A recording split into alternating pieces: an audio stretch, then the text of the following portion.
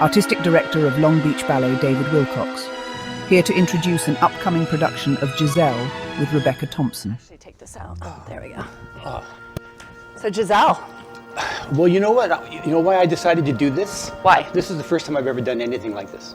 Okay. And I decided to do it because you were standing in my office after rehearsing a little bit with the girl who's playing Myrta. Yeah, which Lizzie. you have done that role. Yes. And I have been in Giselle. I have danced Giselle in the Berlin Ballet when I was a dancer there. But I was just, a dancer, and I didn't pay much attention. I wasn't part of the story, really. I wasn't like the lead, and I didn't study the background or the drama or the emotions and things like that. And so, but it's beautiful. My biggest memory of Giselle was watching it when I was in high school, and with the American Ballet Theater at the Dorothy Chandler Pavilion, and it was beautiful, right? And I still love the music, but I've never produced it as a performance. It's not really great for a school because it doesn't have a lot of children in it and things like that. But you were standing in my office and telling me about it, and I started to cry because I started to understand that there's so much behind it, and so much depth, and so much emotion, so much meaning. Spiritual meaning. Yes. It blew my mind. Yeah. And I Amazing. learned so much from you in just that few minutes, and I can't wait to learn so much more from you now. So everybody... I'm very flattered. Thank you. Hopefully I can do right by you. And you're very humble. Everybody, this is Rebecca Thompson. Hello. And I've known her since she was a little girl. She's on our wall. He trained me, yes. She's on our wall, and she was a beautiful dancer, and danced with Hartford Ballet, Santa Barbara Ballet, State Street, yeah. State Street. A little bit in Europe and a little bit in Canada. Kind of bounced around a lot. I'm tall, so I kind of got pigeonholed into these really juicy parts. So it's great to have this experience to share with you. Her, she's been going with me to China. She helped me stage Le Bayadère on the Chinese ballet, Guangzhou Ballet in China. She helped me stage the production of Cinderella that we do here. We set it on the Guangzhou Ballet, and she was there with me helping to choreograph it. And she's actually like a walking encyclopedia when it comes to classical ballet.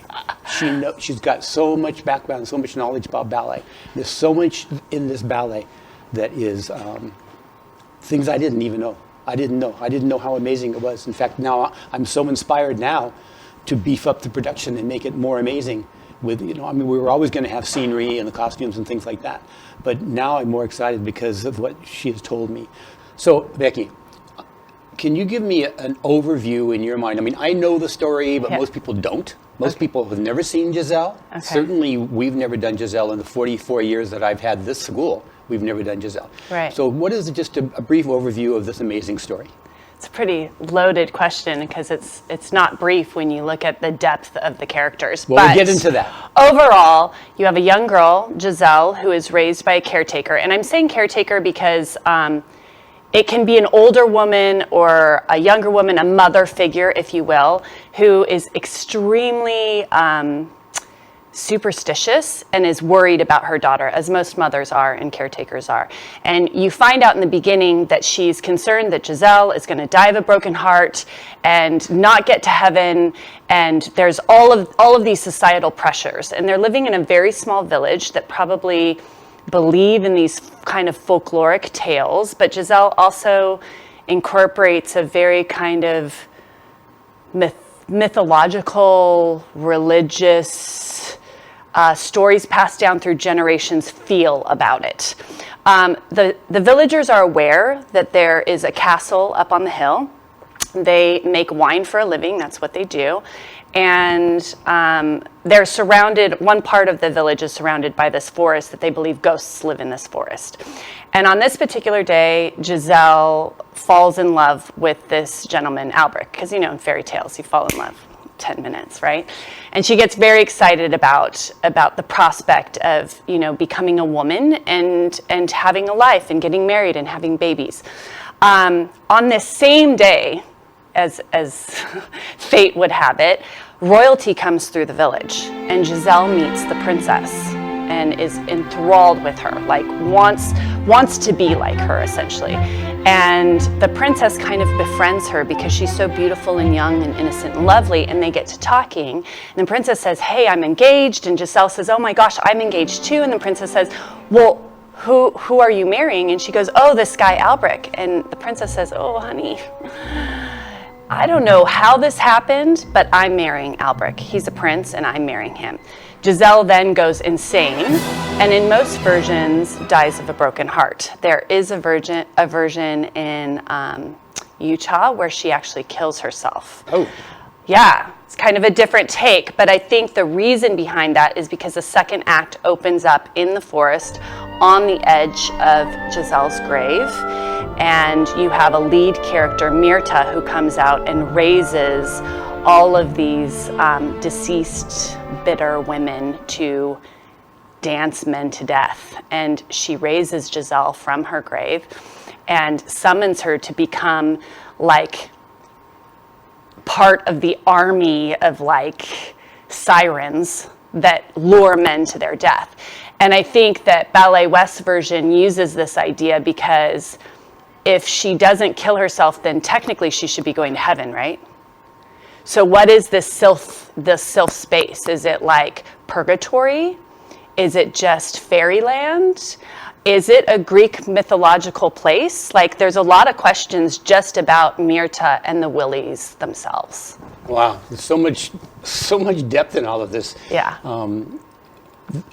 The story that when I did it in the Berlin Ballet in Germany, it was explained to us in a little bit simpler way. It was she has a bad heart.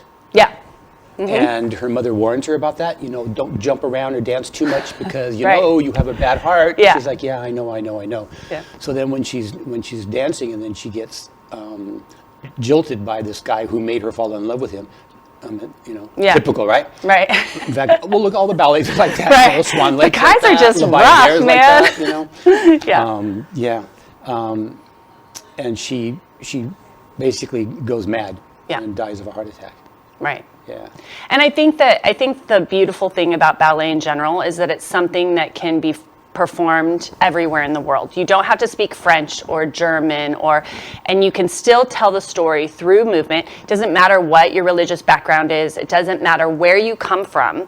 When you present a story properly and with good technique, you can tell it really well. And Giselle, in my opinion, is the perfect story because it does have a simple outline, but within that outline, audience members can draw their own conclusions based upon how it's performed or what's happening in their own lives. I mean, it holds all of the major themes, love, revenge, redemption, hate, whether there is a God, isn't a God, heaven, hell, purgatory, it holds all of these things in it, and you can draw from that what you will. Motherhood, marriage, not getting married. I mean, lots of stuff to think Right. about. I mean, you and I have spoken in the past about my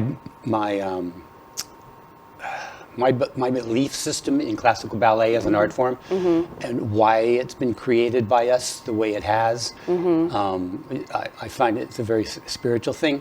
And I think that classical ballet has a profound place in the artistic world. Art goes back millions of years, right? I mean, the art goes back to drawing pictures on the wall of a cave, right? Right. And it's progressed. But when ballet was first introduced, way back by King Louis XIV, the Sun King, he was obsessed with beauty, and he forced. We're talking like 15th century, right? Right. Anybody who came into his court, a German ambassador, because he was in France, something like that, they would have to take a dance class before they could present themselves to him. Revealing. Yeah, he wanted them to have class, and to him, class was what we now consider symmetry in movement.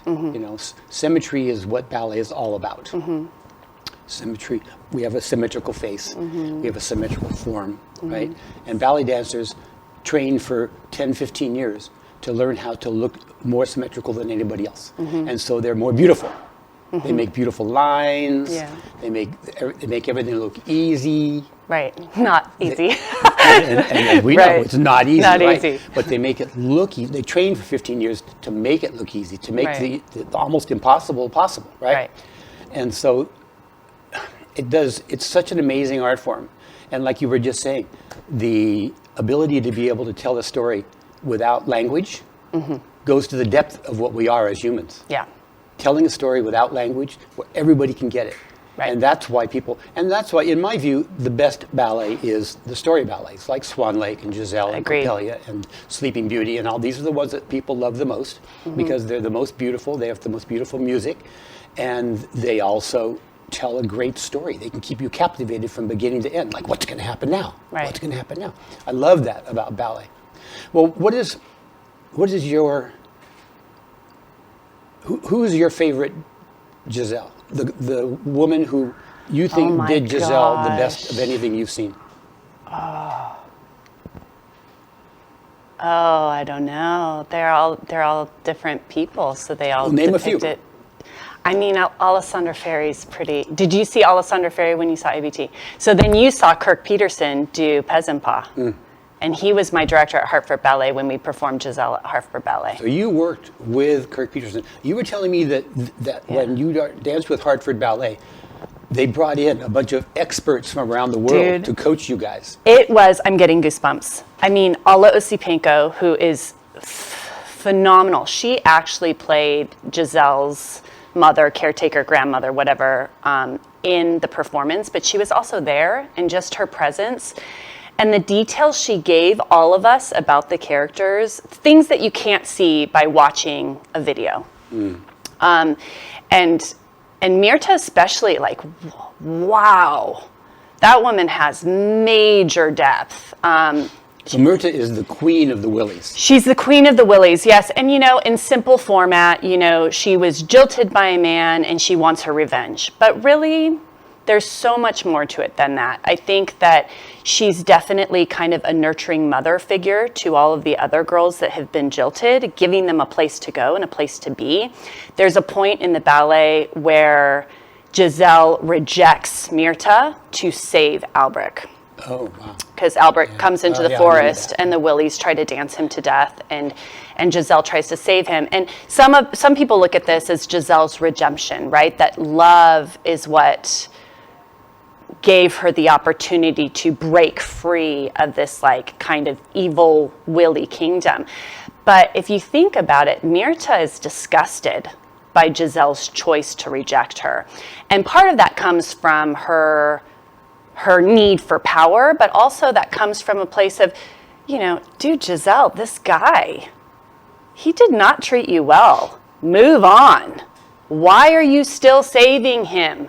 Time to grow up. Pull on your big kid pants. Let's bring the watchers on board here with that on the storyline. Right. When we first see Giselle, she lives in this little cottage. Right. And she has a boyfriend. Well, yeah. I mean, first boyfriend. She has a crush. It's Well, he's in love with her. Yes, he is. Yeah, he's totally Very in love with His her. name is Hilarion. Yeah. And he's in love with her. Yes. Right. And so he considers them a couple. Correct. Right. And so then all of a sudden, when this guy who turns out to be a prince. You're up, sir? Is that the word? Wait, what somebody that comes in that's not supposed to be there? I can't think of the word. Yeah, whatever. Yeah. He comes in and pretends to be just some normal person. Yeah. He hides the fact that he's actually royalty. Absolutely. He hides that, and he makes her fall in love with him. And they do this picking of the flower petals, which has become. Everybody knows that. It's Everybody iconic. And between you and me, And I think that the 160 years only reason that is still alive today and that people know the Daisy story is because of this ballet. Because I guess it was being done through France for years and years and years. Right. But it wasn't like it was written into Shakespeare. It was something that's been passed down that little kids did and teenagers did. It wasn't until Giselle that it was actually performed. And everybody knows that. He loves me. He loves me not. Yeah. Exactly. And that's also a precursor because when she counts out the petals, he doesn't love her. And she drops the flower and gets very upset because she believes in these superstitions, right? He's the one that picks it up, counts them out, and removes a petal. Cheats. Yeah, he cheats. Yeah, he cheats because he wants her. Yeah. Yeah. Exactly. Well, so she's fallen in love with him, and she's all excited about that. But then all of a sudden she finds out that he's already betrothed to the princess. Up on the hill. Yep. Yeah. You know, it's very similar to La Bayadère. It is. Very similar to La Bayadère. It is. And so then she goes nuts. So then in the second act, when we're at her gravesite and Myrta summons all of these women who have been betrayed by men. Interesting theme, huh? Maybe we need to work on that as a society. That's not going to happen. But because men are men. Yeah. So she summons all these, and then, of course, then Hilarion, the one who was in love with her, who was really in love with her, not just using her, comes out and tries to he wants to die so he can be with her, right? He tries to dance himself to death, right? No, as I understood it, the Willies dance, he comes circumstance. He comes to lay flowers on the grave. Okay. And the Willies see a man and they become their vampiric selves and they go after him. They take him down. They essentially become completely prejudiced against men entirely. Any man that comes into the forest after sundown when the moon is full, they're getting it. They're going to dance till they die. That's a Today story. Yeah, right? It's pretty scary. Good. They only come out at night, though, so we're safe. Once the church bells ring, they all go back into their graves. So, yeah. So then he. But he doesn't deserve to die. Essentially, he's an innocent So bystander. he's basically chased away by them. No, they kill him. Oh, they kill him. How'd he get off stage? I don't know. I don't remember. That's not my problem. Well, Myrta doesn't deal with that. Wow. Yeah, I at least when I performed it. Ooh, I touched my mic. I performed it at a couple of different companies, and Hilarion goes down. And I think that they do that to set a precedence for how alluring and attractive and textural these ethereal beings are. And it also asks the question, this was something else that was brought up in some of these rehearsals, is that, this idea that that beautiful, seductive women are cursed in some way because they're destined to crush things in their path. Just kind of interesting things to think about when you're playing that role. Talking about the Willies, in most classical ballets, there are ballerina roles that are basically based on that sort of movement quality. Yes. Right? Floating, angels, swans, flying, weightless. Yes. Right?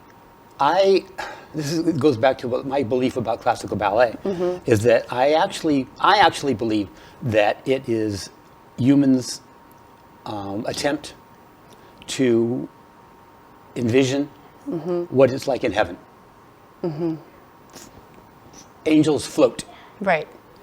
The roof of the Sistine Chapel is full of angels floating. Yeah. They have very, very balletic quality hands, the way they move. Even that very famous picture of God reaching out to Adam. Yeah, the finger. It looks like he has a ballet hand. Yeah. Right? And we train for years to be able to use our hands like that instead of being, and we're trying to portray the supernatural. We're trying to portray flying swans, angels, spirits, willies. We're trying to portray that. And we spend years and years and years training to be able to make the audience believe that that's what they're looking at, right? They don't see some clunky person running across the stage like a normal person. Right. They see somebody floating. Well, and I think what's interesting about the Willies in particular is that they are from the ground and they are from the earth. And so you'll see hand gestures, very clear hand gestures, that depict that they are otherworldly, but that they are also dead brides, essentially. You were talking about that in my office. That's what really got me excited, because you started explaining about how Myrta, especially because she's the otherworldly. I mean, Giselle is a normal human being, but Myrta is a spirit, and for the people to believe that she's a spirit, that's a tough role, you know, to make the audience believe the impossible. And so you were talking about these different hand movements, hand gestures, and things, and what they mean. And I think Myrta's so special too, because a lot of these ballets have your distinct bad person and your distinct good person, and it's good versus evil. But Myrta is not that. She starts the ballet floating across the stage in her ethereal bourrées. But her hands are like this, right? And everybody knows, oh, Giselle hands, right? But there's so many meanings behind just this position, and some of which there are companies that don't even talk about this because they don't know. They just watch the video and they go, oh, this is the Giselle hand. But over 100 years ago, they used to bury people, right, with their hands crossed. You think of the vampires, right? Even mummies. Mummies, yes. Thousands of years ago were like that. And so the idea that you're being pulled up from the grave and then your hands fall to here, that's not discussed, really, which is kind of strange. Now, they do discuss the babies that they never got to have. So that is a thing, this crossed position, this kind of vulnerable place where they feel like they didn't get that opportunity because of those men. Yeah. Then if you lower it a little bit and go to here, protection against what's coming. Myrta does this position quite a bit. And it seems evil and powerful, but it's actually protection. Protection, don't get near me, don't touch me. You're going down. Well, ballet is the ultimate body language. Right. And the way you're describing all of these things that Myrta does to make and then make the audience feel then there's sections I'm actually even tearing up thinking about it. Look at that. So and then there's sections where the arms dip lower, and that has to do again with the babies they never had and protecting their wombs. So depending upon what company you go see perform the ballet, you can see these gestures change. Some of them are very obvious. They go from this softened, loving, imagining what it would be to have a baby to a hard, cold, dead position. Some go from a protective position. Some hold their arms very low across their womb. It changes, and it depends upon the music and what's happening in the moment. For me, Myrta never does the protective position when she's with her minions. She has nothing to fear from them. She controls them. She owns them. But if a man is in the scene, she gets a little bit more alert, if you will. But she's very much many shades of gray. There are many Giselles where she is depicted as Giselle's new loving mother to help her through this big transition into the other world. But again, I think a lot of it depends upon what you believe. Do you believe that there's anything after death? I mean, these are big questions. There are a lot of innuendo towards religion, but also towards mythology. So mythological meaning the sirens, the vampiric quality of like attacking those men. But then the church bells at the end of the second act, which alerts the willies that they have to go. Are they happy to go back into the ground? Do they feel like they haven't accomplished everything that they needed to accomplish? Are they afraid of the church? Big questions. And when we danced at Hartford Ballet, they actually, and I don't know if this was Alla Osipenko, Irina Kopolkova, somebody, all these people were coming in to give their input about their experiences with ballet. Irina is another iconic ballerina that, in fact, there was a post just recently about how in her performances, the technique supported the story didn't support the technique. Story always came first for her. And me too. And you too, yeah. But she was saying that typically when that first bell rings, all the willies' eyes look to the side where you can hear the bell, and then they close their eyes in resignation, and then they look to the other side. It's very kind of like, in Royal Ballet's version, Paris Opera, I think the girls are actually bourréing with their backs to the audience, and they freeze when the bells happen. And then they start to bourrée again, and they freeze again. That's more visually obvious, but I think the eye movements are things that you can feel when you see it live but you can't see it on a video. You can't experience that secondhand. You have to be there firsthand in the moment with the dancers. Well, I know that I'm going to look at this ballet very different now, having talked to you about this and hearing all of this. And I know that our parents here at Long Beach Ballet and the audience that comes to see Giselle, hopefully they'll also see it differently now. And well, maybe most of them have never even seen it before. But now they'll have things to look for. They'll have things to, oh, I just see it. That was where she looks to the side when the bells ring. And these are the things that really bring the story to a really whole different level of depth. Well, and I think there's other things too, just the plants alone, right? The fact that the villagers make wine, the daisy story, you have laurel and myrrh, which, 100 years ago, plants had major meanings, right? Meanings. So you have like the red rose means love, and the yellow rose means friendship or jealousy. So this myrtle and thyme branch that Myrta holds up to Giselle means remember. Remember what he did to you. Come to our side. You belong with us now. Remember, don't regress back. Don't go back to where you were. Don't forgive him. And it's kind of this battle because all of a sudden Giselle has become stronger and has said, no, I'm not going to do this. I'm going to do the more godly thing. But at the same time, we've all been that girlfriend that's talking on the phone going, oh, don't go back to him. Don't do it, right? And Giselle actually butts up against Myrta so hard that this branch means nothing. It shatters, it breaks, it dies. That's huge. Lilies, the flowers that you put on a grave, also are hugely depicted in the opening of the second act when Albert comes to lay them on the grave and Myrta picks them up to kind of show, oh, we have a new member. There is a sadness. There's this, the Willies still feel sadness for Giselle and what she's gone through. They're all sisters, But yeah, none of them can get over it. And then I love the fact that the story is open-ended, right? So we know that Giselle rejects Myrta. We know that Giselle saves Albrecht. But does Albrecht then go back up and marry the princess? I don't know. He's the one who deserves to die.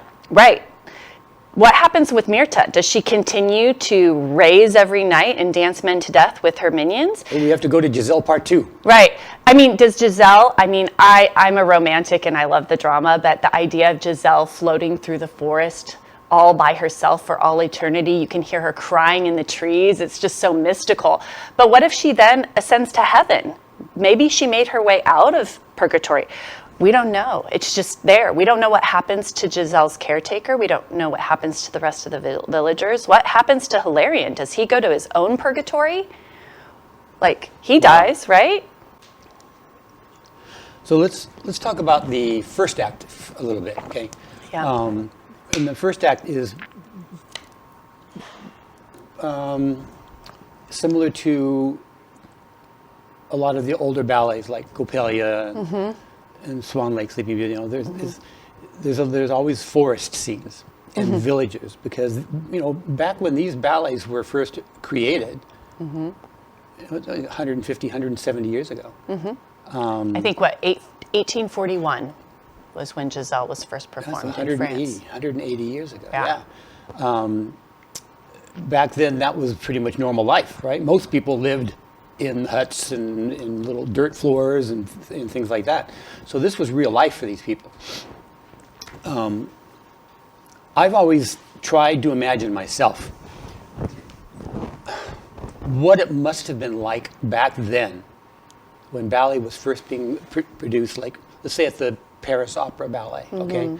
Paris Opera Ballet, anybody who's been to Paris has probably seen the Paris Opera, maybe even been inside.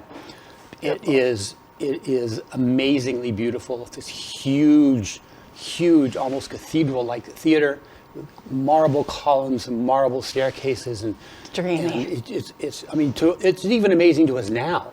Oh, I cried the first time I went in. Can you imagine what it must have been like for people who lived back then, who basically lived with dirt floors, most of them? Now, there was royalty, the ones who could afford to buy a really nice box seat, things like that. But there was also standing room up in the back, which was very, very cheap. And people could go and see a ballet like Giselle, and for the first time in their life, be in a beautiful theater and to hear orchestral music. We take this stuff so for granted now. Yeah. But back then, when Giselle was first made, there was no such thing as recordings. Or lights. Or lights. Everything was, there was Fire. There was flame for the lights, so Right. it was pretty dim. There was an orchestra, because orchestras had been going on for a couple centuries. But there was no such thing as a recording device to record music. So people spent their whole lives not listening to music. Yeah. No music. And we live with music now, right? But they lived their whole lives without music, without the beautiful music of, they had like a lyre and a flute and things like that, and a guitar. They sang. And they sang, right. They did the best they could with what they had. But back then, most people lived very, very simple lives. Didn't get to hear music. The only way they got to hear music was to go into the Paris Opera and sit down and see, I can't even imagine. I think back to The Wizard of Oz. When The Wizard of Oz was first presented in theaters, it blew people's minds that they saw it in color. They saw color for the first time. Yeah. It blew their minds. Yeah. Can you imagine, having never listened to orchestral music or heard orchestral music, to be able to sit there, the lights go. This is why I am such an old-fashioned traditionalist when it comes to presenting ballet. I don't like people to come out in front of the curtain and talk and ask for money and things like that. I love the whole concept of coming into a theater, sitting down, looking at the curtain, the lights go out, the amazing music starts playing, and then the curtain opens. And then there's this beautiful, mystical story being presented to you. It's a whole different world. And you're being transported back in time, essentially. And people still love it. Yeah. People still love it. But we live with it. We can look at it on TV. We can put up a recording. We can go to we can watch anything we want, anytime we want now. People still get dressed up and drive to the theater to sit down and have this magical experience. Yeah. It must have been something back 150 years ago that people lived with for the rest of their lives, with the experience of sitting there and listening to that music and seeing that amazing ballet. And I just think it's the way you speak to is incredible as well, that, it definitely has its roots. Giselle itself has its roots in France, but almost immediately got picked up by the Kurov in Russia. It's not like they were flying back and forth and watching it on YouTube. These were significant enough events that it traveled all over the world pretty quickly. And what's also interesting is that the reason Giselle has all of these different influences is because it was traveling around the world and picking up different concepts and ideas and emotions as it traveled. So it was morphing into what it is today based upon the fact that it wasn't just staying in one place. So, because most of the people that coached me were the Vaganova trained Russian dancers, but it didn't actually start there. It started in France. It started in France, but Russia, like you said, Russia took it. It became the Russian art form. Yeah. In fact, it still is today. Yeah. The best training, it comes from Russia. Mm-hmm. They take it very, very seriously still in Russia, much more than here in America. Yeah. And ballet didn't exist at all in China. I have a long now history with going to China and saying things, but ballet, there was no ballet in China. It's not a Chinese art form. It's a European art form. Right. And when China, though, when Mao Zedong, who was the dictator of China for like 50 years, his wife loved ballet as it was being done in Russia. Mm-hmm. And she said to him, "Young man, make me a ballet company." Yeah. And you go, you know what they say, happy wife. And so he did. He started the Central Ballet of China, which is now known as the National Ballet of China. And he brought in all these Russian teachers, and he set up a whole Central Ballet of China, training just like they do in Russia. And the Central Ballet of China became a major force, but that was not that long ago. Right. And now it's become very popular. Ballet has become very, very popular in China. Why? Because it is the epitome of art. It is the human form transported into something otherworldly, and it takes grace and beautiful music and all this stuff. And even like Western symphony music, very, very popular in China. Chinese music is, it's different. It's got its own style and stuff like that. But every city in China now has a Western symphony orchestra, and most of the big cities now have a big ballet company. And I think what was the saying that I heard? I think I heard Adam Skloot say, art is the emotional history of our world. Something to that effect. And now with the way the world is, we need that. We need something that we can connect to on a visceral level that touches on all those themes that we all understand. It's not going to go away. It's not. People need it. No. People need it. It's not going to go away. It is not a passing phase like a lot of things in the past have been. Classical ballet and Western symphonic music are here to stay. Yeah. Beautiful music. Yeah. Beautiful music. In the Bible, they talked about in heaven there's beautiful music. Yeah. Well, when that was written, there was no beautiful music. They envisioned this amazing sound that told a story and moved you emotionally. They envisioned that in heaven we would have that.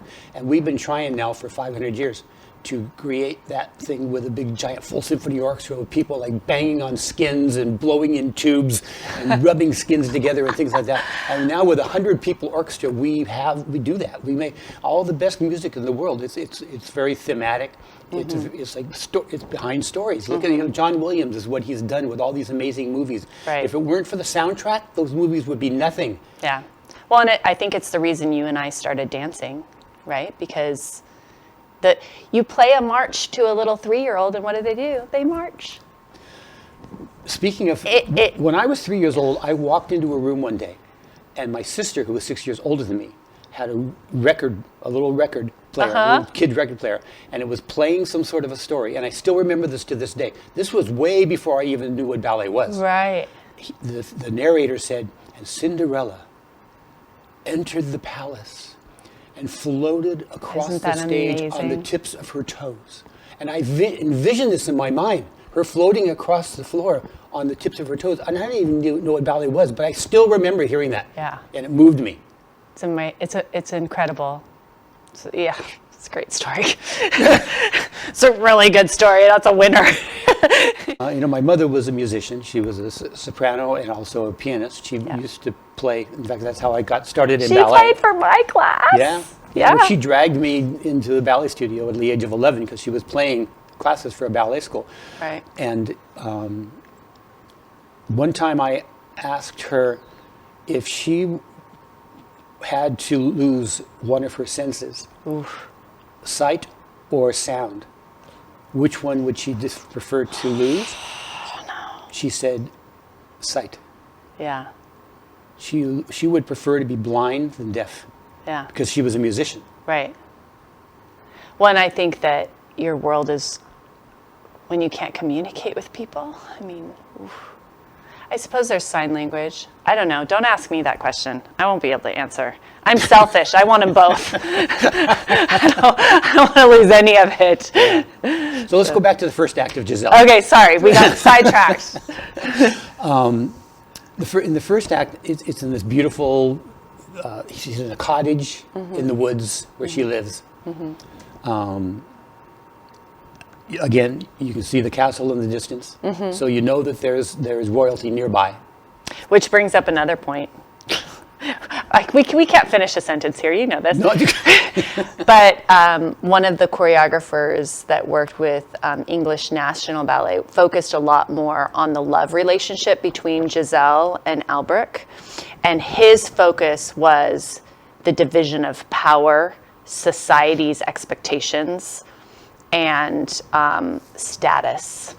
And I think that that's what you see in that first act. You see this village where people are kind of happy but also living at the bottom, juxtaposed against the palace where everything is opulent. And you see this even when Giselle meets the princess and touches the velvet and touches the fur and sees the necklace, sees like you were describing before, you know, these people going to the Paris Opera for the first time. It's not only eye-opening but almost unbelievable, right?